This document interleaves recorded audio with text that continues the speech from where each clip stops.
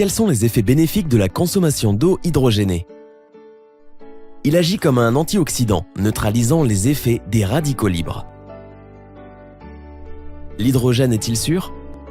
Il est un additif alimentaire dans l'UE et est approuvé par la FDA. Il est produit par notre corps dans le système digestif de la fibre et a été utilisé sans problème depuis 1945 par les plongeurs professionnels en forte concentration. Quelle quantité d'eau est recommandée par jour? De 1 à 3 litres dans le jeûne et entre les repas. Est-il conseillé de cuisiner? Non, l'hydrogène s'évapore.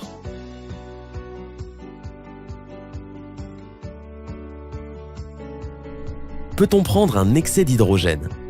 Non, il s'évapore avec le temps et tout excès est expulsé par le système respiratoire. Quand vais-je remarquer les effets de l'hydrogène? Cela dépend de la personne, mais les effets principaux apparaissent après quelques semaines. Hydron est un purificateur d'eau? Non, nous devons utiliser de l'eau propre à la consommation humaine.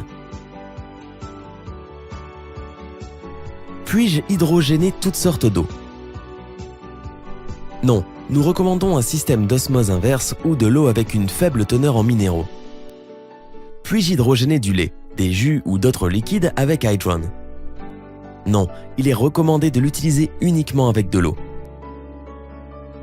Pouvez-vous hydrogéner l'eau froide? Oui, cela favorise la solubilité de l'hydrogène. Puis-je mettre de l'eau hydrogénée dans le réfrigérateur? Oui, mais dans un récipient en acier inoxydable, complètement rempli et sans entrefer.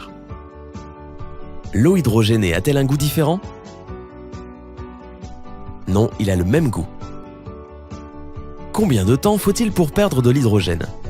Dans une bouteille ouverte, de 1 à 2 heures.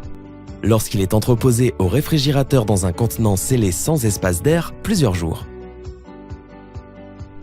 Existe-t-il une contre-indication à leur consommation? Il n'y a pas de contre-indication à la consommation d'eau hydrogénée.